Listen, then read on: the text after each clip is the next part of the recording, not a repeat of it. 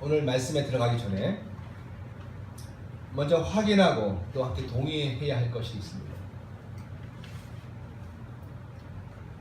그것은 우리 모두가 태어나면서 살아가는 이 세상에서 듣고 배우고 알게 된 정보가 다 사실은 다 거짓이라는 것에 대한 동의가 우리에게 있느냐, 이걸 확인해야 되겠습니다. 우리 어릴 적부터 엄마 뱃속에서부터 엄마와 교감하고 태어나면서부터 수없이 듣고 배우고 보아오지 않습니까? 그런데 그것이 참이지 않고 부분적인 옳음과 가치는 있다 할지라도 궁극적으로 그것이 거짓일 수밖에 없다는 것 인정하십니까? 이 말이 여러분에게 또 저에게 걸림이 되기를 바랍니다. 뭐지 도대체? 또 동시에 그것이 우리에게 도전이 되어지기를 바랍니다. 부모에게 배우고 친구들에게, 그리고 이제 TV와 학교에서 또 인터넷에서 또 핸드폰으로 수없이 우리는 배우고 학습합니다. 유튜브가 좋더라고요. 새로운 배울 거리가 참 많이 있습니다. 물론 지저분하고 나쁜 거 배우기에도 열려져 있는 세상이지만, 새롭게 요리를 배운다거나 또 집안을 새롭게 꾸민다거나 또 아니면 철학 강의나 더 높은 학문들을 공부하고 싶어도 유튜브에 아주 자료들이 널려 있습니다. 그런데 종말론적으로 이야기한 모든 것이 다 거짓이고 우리를 도와주지 못한다는 이야기입니다. 말을 많이 듣습니다. 또 그것을 따라해 봅니다. 그러다 보면 그 말들이, 우리를 가르칠 그 말들이 우리에게 하나의 삶의 원리가 되어집니다. 부모님이 밥 먹을 때 입 다물고 먹어, 떠들지 말고 먹어 라고 하는 그 가르침을 계속 받다 보면 커서도 그것이 자기의 삶의 원리가 되어서 그것을 따르게 되어지죠. 그렇다면 모든 것들이 다 새빨간 거짓말이냐? 그건 아니지 않습니까? 다 나름 도움이 됩니다. 그렇죠? 또 그것이 있어야 세상에서 살 수 있습니다. 살 수 있게 합니다. 그런 원리 틀이 있으면 매번 고민하지 않고 기계적으로 또 자동적으로 일을 처리할 수 있습니다. 모든 문제를 매 사건마다 고민하면서 자기가 판단하는 것이 아니라 들은 이야기, 또 배운 생각, 그런 공부들, 그것의 원리를 딱 정해놓으면은 대부분의 것들은 고민하지 않고 척척척 처리를 하기 때문에 일이 빠르고, 그리고 감정 노동도 필요하지 않고 일이 잘 처리가 되어집니다. 원칙대로 살면 그렇게 되어집니다. 그런데 문제는 그 말이, 원칙이 더 이상 답이 안 될 때가 옵니까? 온다는 이야기입니다. 중학생이 되고 고등학생이 되었습니다. 그런데도 여전히 유치원 때 배운 것을 가지고 학습하고 그것으로 삶의 습관을 규정을 하면은 문제가 생기죠. 총각 때 살던 삶의 원칙, 기준, 그걸 가지고 결혼해서도 여전히 적용하고 살고 있으면 또 문제가 생기죠. 계속 바뀌어야 됩니다. 그래서 세상은 뭐라 그럽니까? 평생 교육. 평생 배워야 한다. 배운 거, 그것이 이제 올드해지고 낮은 것이 되면 버리고 새로운 거 배우고 또 버리고 또 배우고 그렇게 해야 한다는 겁니다. 그만 다른 말로 우리가 배우고 있는 것이 영원성이 없다. 그것이 영원한 것들, 영원한 지속성이 없다는 것을 이야기해 주는 겁니다. 순간적으로 잠시적인 위로가 되어지고 도움이 될 뿐입니다. 100년 전 하더라도 상투를 자르는 것은 내가 죽는 것과 똑같은 것이었습니다. 신체, 이 모든 것들이 부모에게 물려받은 것이기 때문에 상투를 자른다. 그것은 나를 죽여라. 그리고 죽었습니다. 많은 사람들이. 또 중세까지만 하더라도 지구가 태양을 도는 것이 아니라 태양이 지구를 돈다라고 믿었습니다. 그러나 지금은 웬만해서는 그렇게 살지 않죠. 그런 지식이 낙후되어져 있고 그런 지식을 가지고 살 수 없다는 것을 알기에 그것을 버리고 삽니다. 원칙이 바뀌지 않으면 정상적으로 살 수가 없습니다. 내가 정해놓은 원칙, 내가 가지고 있는 원리 원칙이 영원한 것이 아니라면 그것을 붙들고 있으면 인생이 고달파지고 문제가 생깁니다. 여러분, 금기라는 게 있죠. 금기, 징크스, 또 미신, 또 부모님으로부터 조상들로부터 물려받은 전통들, 이런 것들로 다 원리고 원칙이 됩니다. 그런데 이런 원리와 원칙이 때로 사람들을 더 힘들게 만들 때가 있습니다. 고리타분한 원리와 원칙을 붙들고 있으면 사람들이 더 힘들어집니다. 잘못된 신념, 잘못된 상식, 잘못된 믿음 때문에 고통합니다. 상처가 났는데 된장을 바르면 난다라고 옛날 상식만 가지고 있어서는 안 된다는 거죠. 얼마나 많은 사람이 그것 때문에 고통을 했습니까? 얼마나 많은 사람이 그것 때문에 죽었습니까? 마녀라고 잘못된 상식과 잘못된 원리를 가지고 있어서 저 사람 마녀야 라고 하고 그 마녀라고 여긴 여인을 불태워 죽였습니다. 잘못된 상식 때문에 요왕님이 화났다고 여겨서 많은 사람을 물에 빠뜨려 죽였습니다. 다른 생각을 한다고 우리의 원리, 우리의 원칙과 다른 생각을 한다고 저 사람은 죽어야 마땅하다라고 여기고 그렇게 죽였습니다. 생각 따랐다고 죽였습니다. 아니, 얼마 안 된 이야기입니다. 우리만 따지더라도 독재시대를 거쳐오면서 또 권위주의 정권에서 생각이 다르다라고 하는 것, 이쪽에서 우리의 생각이 절대적으로 옳다라고 하는 그것 때문에 상대방을 고문하고 또 심지어 죽이기도 했습니다. 국가 발전에 저해된다, 국가가 이런 쪽으로 가야 한다라고 외치는 지도자의 말에 다른 생각을 할 수도 있죠. 그런데 그 생각에 일치하지 않는다라고 해서 핍박을 가하기도 하고 누명을 씌우고 감옥에 가두고 감옥 사형 판결이 난 지 하루 만에 사람들 처형도 했었습니다. 그게 우리나라 얼마 전의 이야기였고 어쩌면 지금도 그런 일이 있을 수도 있습니다. 억울한 죽음, 억울한 고통이 이 땅에 엄청 많습니다. 무엇 때문에 그렇다고요? 사람들이 내가 가지고 있는 그 생각을 너무 절대시하면은 삶에 문제가 생깁니다. 그나마 과학 덕분에, 그죠? 미신이 팽배했었습니다. 그런데 그 과학 덕분에 인류가 많이 그 어둠에서 벗어날 수가 있었습니다. 과학으로 보니까 괜히 두려웠던 겁니다. 아무것도 아니네, 괜찮은 거네, 그래도 되는 거네, 그렇게 사람들이 알게 되었기 때문에 과학 덕분에 많이 미신들이 해결되었습니다.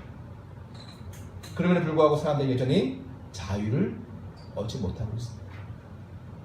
이거는요, 여기 계시는 나이 연세 많으신 분들만의 문제가 아닙니다. 그리고 가장 어린 저 친구들도 마찬가지예요. 자기 생각, 자기가 또래의 생각, 또 어디서 보고 들은 것들, 그 생각이 나를 꽉 붙잡아. 몸은 18살, 19살인데 삶의 태도는 할아버지, 그럴 수도 있다는 겁니다. 두려움을 가지고 있습니다. 안 돼, 못해, 자기 생각에 붙잡혀 있습니다. 사람들이 이제는 정과는 다른 말에, 미신과는 다른 원칙에 거기에 붙잡혀 있습니다. 미신 대신 이제 오히려 과학이 붙잡혀 있습니다. 과학을 절대시합니다. 과학을 숭상합니다. 인공지능과 컴퓨터 뭐 이런 것 말에 이것이 옳다는 겁니다. 또 어떤 사람들은 또다시 여전히 또 다른 생각에 붙들려 있습니다. 사회가 워낙 다변하니까 과학이 막 발전한다고 해서 모든 사람들이 다 과학적인 사고를 하고 있는 건 아닙니다. 과학적 사고를 하는 것도 문제가 되어지지만 여전히 전통적으로 미신에 붙들려 있는 사람들이 있고 또 가족 중심의 그러한 정에 붙들려 있는 사람도 있고 또 돈에 여기저기 이것저것 수많은 말들과 생각과 사람들의 가치관에 붙들려서 그렇게 생각을 합니다. 그게 자기를 옥조입니다. 자유를 제한합니다. 인간은 그렇게도 자유를 원한다고 하면서도 자유롭고 싶어 라고 하면서도 여전히 사실은 외부적으로부터의 자유는 둘째치고 먼저 자기 속에 있는 자기 생각으로부터 묶여있는 겁니다. 그 생각이 진짜 자기 거라면 상관이 없는데 진짜 그것이 진리, 자유를 주는 진짜 생각이라면 상관이 없는데 자기 것도 아니고 어디에서 온지도 모르고 왜 그런 말이 생겼는지를 모르면서도 유행어처럼 되바라 반복하면서 그 말에 붙들리고 그 말에 노예가 되어져 있다는 사실입니다.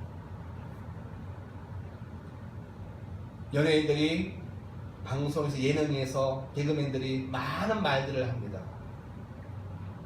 공중에 막 떠다닙니다. 말들이. 그중에 어떤 것들이 저와 여러분의 삶 속에 쑥 들어와 버립니다. 그 말들 내가 영접을 하는 겁니다. 예수 영접해야 되는데 사람들의 말을 영접합니다. 그리고 그 말에 우리가 붙들려 삽니다. 내게 아니죠? 세상 사람들 누가 한지도 모르는 그 말들인데 그 말들에 붙들려서 오늘 우리가 이 땅에 노예처럼 살고 있습니다. 무의식의 세계 하도 그 말들을 많이 듣고 따라하고 반복하다 보니까 그 말들이 내 정신세계에 들어가 내 무의식과 잠재의식 깊은 마음속까지 파고 들어갑니다. 결국 행동을 규정하고 결국 자기 운명을 결정합니다. 잘 살펴보셔야 돼요. 특히 젊은 친구들 잘 살펴보셔야 합니다.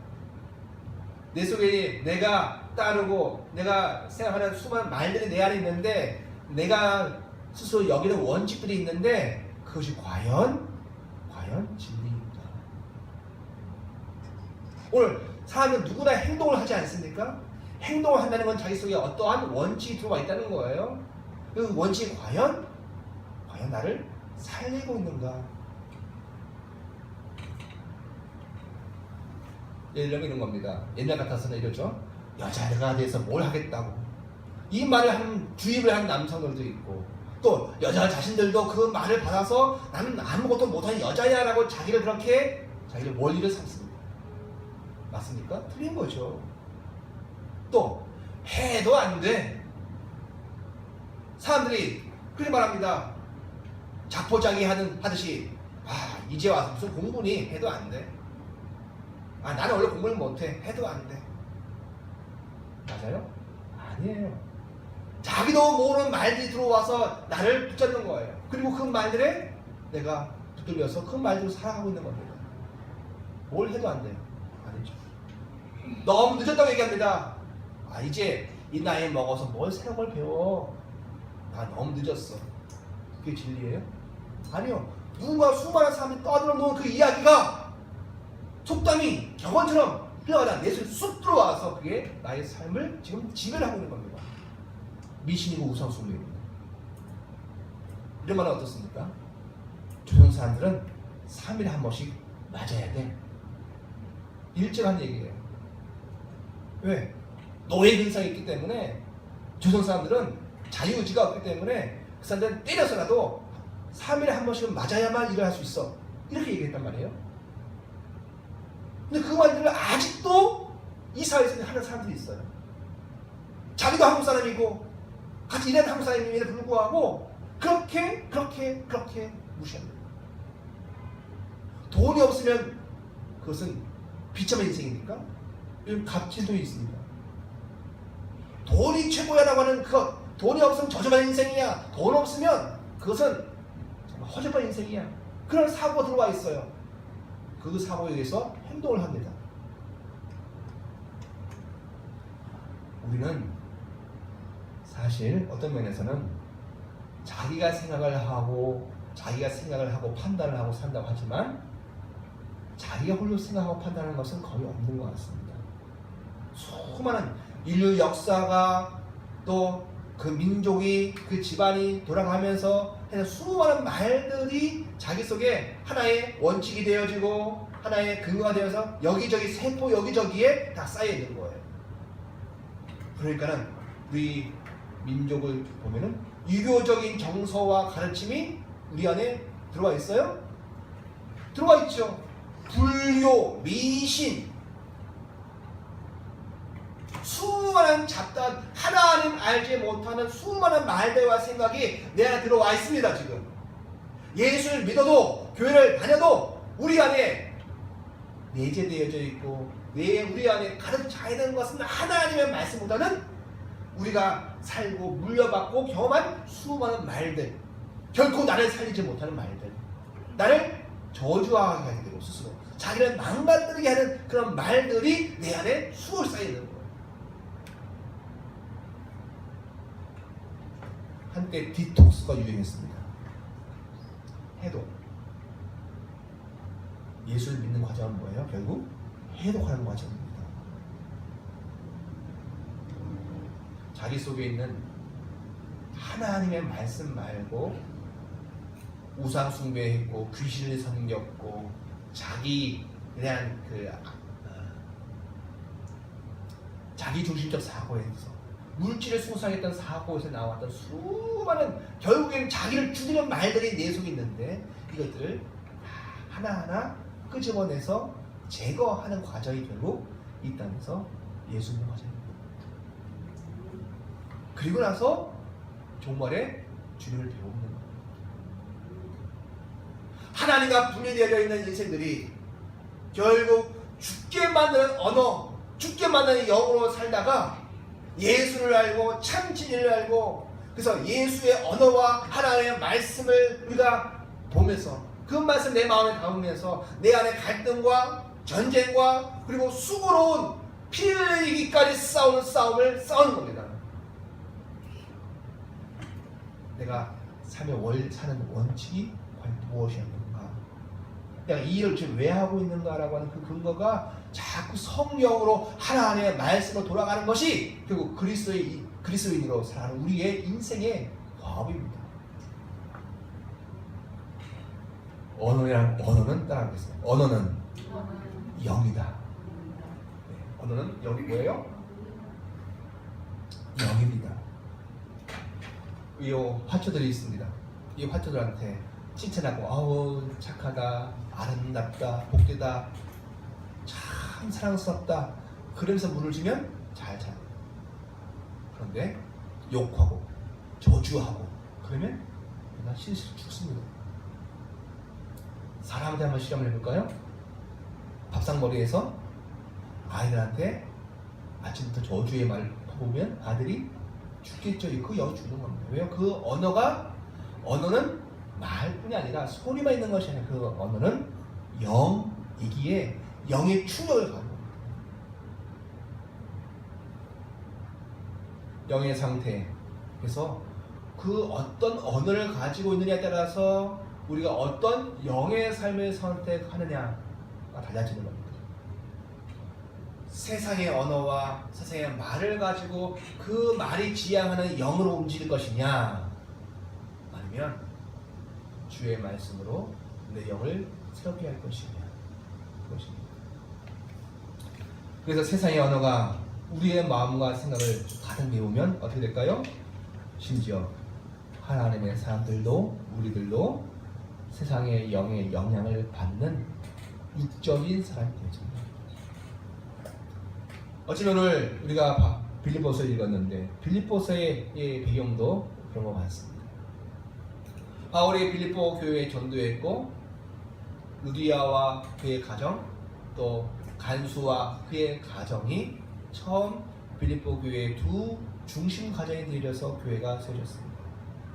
그러나 그렇다고 해서 이 교회 속에 완전한 하나님의 통치가 임하고 순식간에 그들의 마음과 생각과 뜻이 바람과 열정이 다 하나님의 것으로 바뀌었을까요? 예수 믿자마자 모든 다 스캔이 되어지고 모든 것이 다 디톡스가 되어질까요? 그런 것은 없습니다. 끊임없이 쌓아가는 그 과정입니다. 그러나 여전히 뭐가 남아있어요? 로마 시민으로서의 그 자부심, 율법 중심의 사고, 인간의 행위를 통하여서 더 많은 것을 누리고자 하고 행복하고자 하고 안락하고자 하는 그러한 중심 사고들. 예수를 믿지만 여전히 악마적이고 마귀적인 세상적 가치와 생각들이 들어와 있을까요? 있을 수밖에 없는 겁니다. 저렇게 고난하는 것을 보면 바울은 저주받은 인생이에요. 저렇게 복음을 전한다고 하지만 저렇게 매맞고 갇히는 걸 보니까 그가 전한 복음은 가짜야. 이게 하나님의 마음입니까? 아니죠. 이것은 어디까지나 세상의 가치를 가지고 우리나라로 따시면 입신양명해야 그 사람이 복받은 사람이야 인데, 관에 출가하고 높은 자리에 가고 그리고 장차관이 되어지고 할 수 있으면 대통령이 되어지는 것이 가장 큰 인생의 목표인데, 그렇지 않고 낙향하고 그리고 유배가 있으면 그 인생 저주받은 인생이야 라고 하는 것과 똑같은 겁니다. 그런 삶으로 그런 생각을 가지고 미신적인 생각을 가지고 바울의 삶을 이해를 한 겁니다.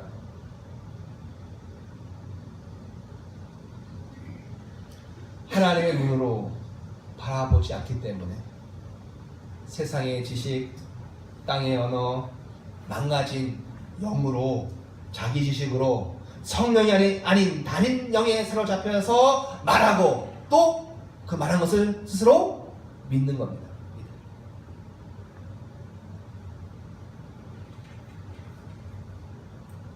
그리고 이런 말씀을 원래 우리가 빌립보서를 차례로 나가지만 이런 말씀을 드립니다.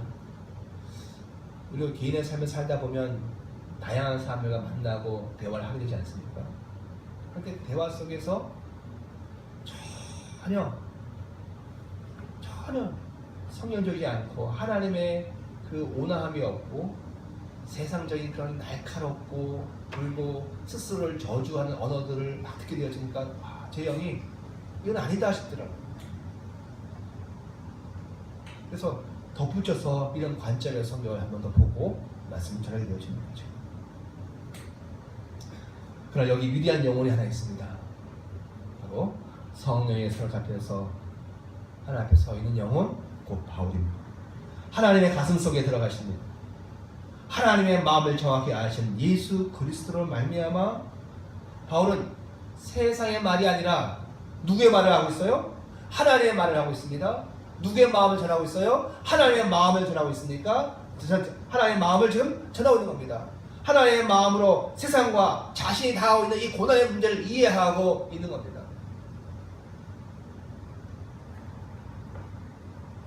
그런 말씀을 드렸습니다. 금요일날 내가 나의 마음 깊은 곳에 들어갈 수 있어요? 우리는 내 마음이 어디 있는지 모릅니다. 어떤 사람은 여기 있다 그러고, 어떤 사람은 심장이 있는 곳에, 콩팥이 있는 곳에 마음이 있다 그러고, 어떤 사람은 뇌가 바로 마음이라고 얘기하는 사람도 있고, 다 다릅니다.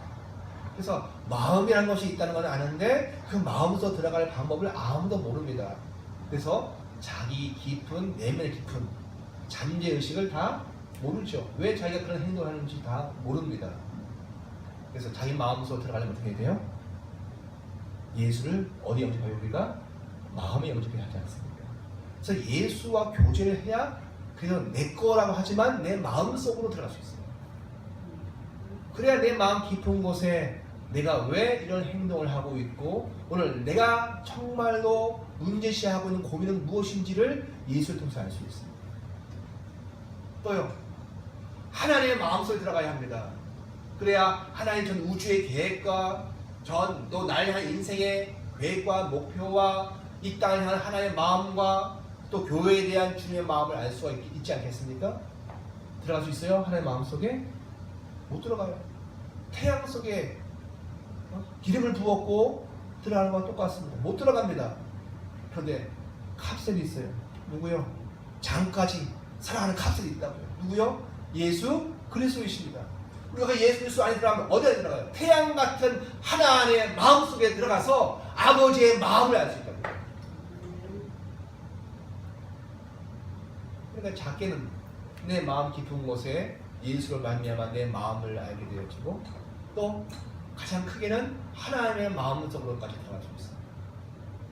그 비밀인데 여러분, 이 예수 그리스도 안에 들어가면 누구도 알 수 있을까요? 옆에 사람들의 마음속에 들어갈 수 있어요. 내 생각은 못 들어가요. 내 감정으로는 마음이 일치가 안 돼요. 그런데 예수 그리스도를 통해서 들어가잖아요. 그러면 네가 영으로 그의 마음속에 들어갈 수 있어요. 심지어 그의 영이 무엇을 이야기하고 있는지, 그의 마음속에는 영이 무엇을 좀 원하고 있는지 그도 모르는 것을 내가 알수 있는 거예요. 어디 안에 들어가야 합니까? 우리는 늘 예수 안에 거하십니다. 예수 안에 그 캅셀 안에 들어가시면 나도 알고 정말 미어 죽겠는 왼수 같은 사람 그 마음속에 들어가서 그 마음도 알 수 있고, 또 내 아버지의 마음 안으로 들어갈 수가 있습니다. 그걸 보여준 사람이 누구예요? 바로 바울입니다. 바울이 예수 그리스도 안에 들어가서 자기 마음과 하나님의 마음과 심지어 빌립보 성도들의 마음에 깊이 있는 그들의 핵심을 지금 찌르고 있는 겁니다. 그냥 대강 이야기하고 있는 게 아니라, 바울은 이렇게 자신의 고난과 갇힘을 빌립보 지금 성나 있고 화가 나 있고, 그래서 바울을 비난하고 있는 다른 성도들의 그런 언어를 쓰는 것이 아니라 전혀 다른 언어로 지금 그의 상황과 자신의 갇힘을 표현하고 있습니다. 그리고 뭐라고 얘기합니까? 그리스도가 존귀 되어짐으로 나는 기뻐한다. 내가 고난에 갇혀있고 감옥에 갇혀있고 묶여있고 그렇게 되어 있지만, 그러나 그리스도께서 존귀 되어지심으로 나는 기뻐한다. 그러니 너희도 결국 나 바요와 같은 하나님의 언어를 덧입으라. 이걸 이야기하는 겁니다. 배우라? 학습하라? 아니요. 너희도 나와 같이 그리스도 안에 들어가서 그래서 하나님의 마음을 체험해라. 너희가 왜 이제 이 상태에서 이렇게 반응하고 있는지, 너희 마음속에 무엇이 문제인지, 사실은 그리스도가 없이 살고 있기 때문에 그렇다는 거예요. 그리스도 안에 들어가 너의 마음을 다시 보라는 겁니다. 그리고 그것에 대한 실질적인 방법을 제시합니다. 자, 오늘 본문 4절 읽겠습니다. 시작. 주 안에서 항상 기뻐하라. 내가 다시 말하노니 기뻐하라. 어디 안에서요? 주 안에서요. 주 안에 들어가면 나 바울의 이 상황을 너가 깨달을 수 있을 것이다. 또 너희의 상황을 너 깨달을 수 있을 것이다. 심지어 하나님의 마음 안에까지 들어갈 수 있다. 주님 안에 있습니다. 그렇게 어떻게요? 기뻐하라. 여러분, 문법적으로 명령법입니다. 기뻐하라. 그러나 이것은요, 신앙적으로 이야기하면 주 안에 들어가면 너희가 기뻐하게 될 것이다 라는 겁니다. 억지로 기쁨을 짜라내기가 아닙니다. 오히려 주 안에 들어가는 것을 더 힘쓰는 겁니다. 그러면 너희가 하나님을 향하여, 너희가 세상을 향하여, 너희의 고난과 삶의 현장을 향하여 너희가 기뻐하게 되신다. 그걸 얘기하고 있습니다. 더 나가서요. 5절 시작. 너희 관용을 모르는 사람들에게 알게 하라. 주께서 가까우시니라. 아멘. 그래서 관용이라고 하는 표현은 영어 번역에서는 젠틀, 온화함 이렇게 표현했습니다. 그 온화함 뭡니까? 하나님의 온화함입니다. 주께서 주 안에 들어가면 들어갈수록 무엇이 경험이 되어져요? 가까이 오시는 주님이 경험이 되어져요. 아멘. 물론 여기서 주께서 가까우시니라 이 말을 종말론적으로 다시 재림하여 오실 예수로도 이해할 수 있지만, 그러나 주 안에 들어가는 것 자체가 뭐예요? 더 주님과 가까이 있는 겁니다. 그럼 무엇을 경험합니까? 바로 하나님의 그 온화함과 하나님의 그 젠틀하심을 이 고난 가운데에서도 너희들이 경험하게 되신다. 그걸 얘기합니다. 아무것도 염려하지 말고 다만 모든 일에 기도와 간구로 너희 구할 것을 감사함으로 하나님께 아뢰라. 그리하면 시작. 그리하면 모든 지각에 뛰어나는 하나님의 평강이 그리스도 예수 안에서 너희의 마음과 생각을 지키시리라. 아멘. 결국 뭐 하는 겁니까? 주 안에 들어가야 되는데 그럼 뭐 하라는 거예요? 기도하라는 겁니다. 뭐 염려하지 말고 오직 모든 일에 기도와 간구로 결국 기도하라는 겁니다. 주 안에 들어가는 방법입니다. 이것이 주 안에 들어가면 들어갈수록 안 들어가고 버티길 때에는 이게 안 생기는데 주님 안에 들어가기를 작정하고 내 안에 늘어놓음이 있고 그리고 기도의 깊음 속에 들어가면 반드시 증거가 있습니다. 뭐가 있어요? 그것은 감사입니다.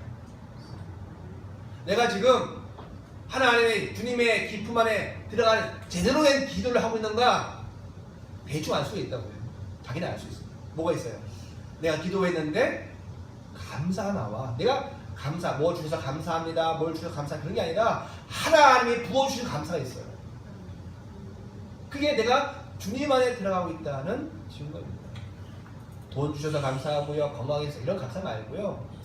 근원적인 감사가 내게 부어졌을 때, 내가 지금 주님 안에 들어가고 있구나를 우리가 확인받을 수가 있습니다. 그런데 그렇게 기도하는 과정이 우리에게 무엇을 줍니까? 7절입니다. 그리하면 모든 지각에 뛰어난, 모든 지각은 어떤 지각이에요? 우리가 지각, 세상을 감각하고 받아들이는 말들, 이해들, 그런 지각 말고 모든 우리가 붙잡고 있는 원리와 원칙, 내가 가지고 있는 삶의 중요시 여기는 원칙 말고 그것을 다 압도하고 지배하시는 그런 모든 지각에 뛰어난 뭐요? 하나님의 평강이 임해요. 쉽게 말하면 여러분 기도하시면 뭐가 임합니까? 평강이 임합니다. 그 평강은 누가 주는 겁니까? 하나님이 주시는 겁니다. 어떤 식으로 평강을 줍니까? 너희 예수 안에서, 그리스도 예수 안에서 너희 마음과 생각을 지키시다. 세상의 소리, 이런 소리 저런 소리, 내가 붙잡아 사는 그 소리에 매여서 살던 그런 것들을 다 놓게 하시고 하나님께 우리의 마음과 생각을 딱 붙들어주시는 하나님이 주시는 평강이 있습니다.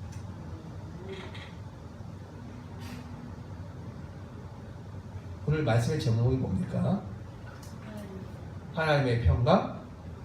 그걸 끝난 게 아닙니다. 시작. 또 뒤에 평강의 하나님이 있습니다. 자, 8절 읽어보겠습니다. 시작.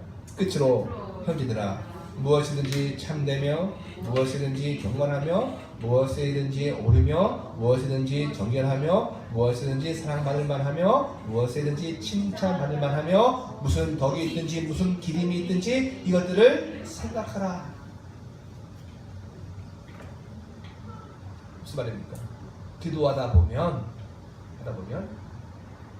자기 연민의 마음이 사라지고 주님 주시는 평안의 마음이 임합니다. 저주받았고 욕심이 있고 늦었다고 생각하고 있고 스스로 자기를 죽이는 그 생각들 속에 사로잡혀 있다가 이 진짜 기도로 들어가면 참되고 사랑이 되시는 하나님의 마음의 생각이 내 안에 들어오게 되어 있어요. 그래서 딱 대화 몇 마디 하면 알죠? 몇 마디 해보면 그 언어가 거칠고 그 언어가 공격적이고 그 언어가 자기를 죽이는 언어가 나오는 것은 저 사람 기도 안 했구나 하는 겁니다.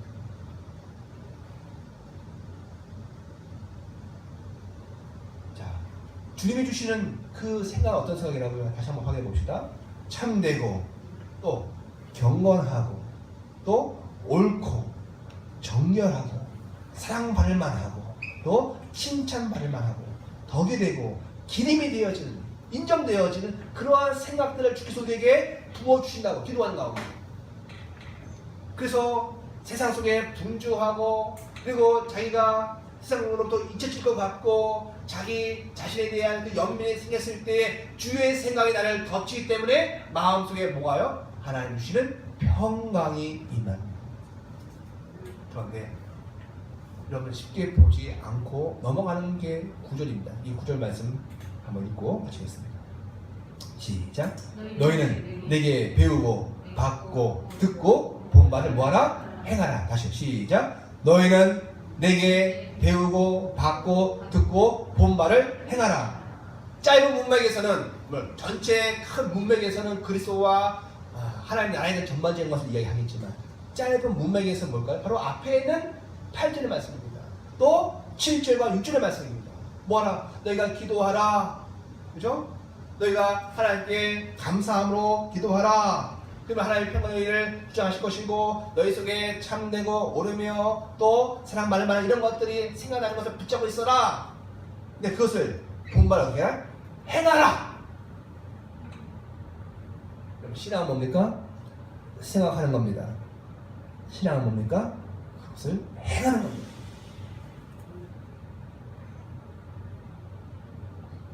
기도합니다. 기도하는데 그럼 무엇이 임해요? 하나님의 평강이 임합니다. 그런데 그 내 안에 기도해서 내 안에 주신 그 생각을 가지고 행해요. 살아요. 그럼 뭐가 임할까요? 뭐가 임할까요?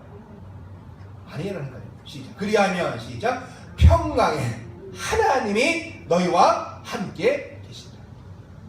아까는 하나님의 평강이었습니다.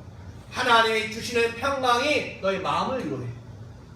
그런데 이제 기도하다가 주께서 주신 생각을 그것을 공상이나 망상으로 여기지 않고 그 말씀과 생각을 붙들어 살아. 어떻게 해요? 그리하면 그 평강의 근원이 되신 하나님이 직접 너희와 함께 하시리라. 쉽게 얘기하면 기도하면 뭐가 임해요? 하나님 주시는 평강이 임합니다.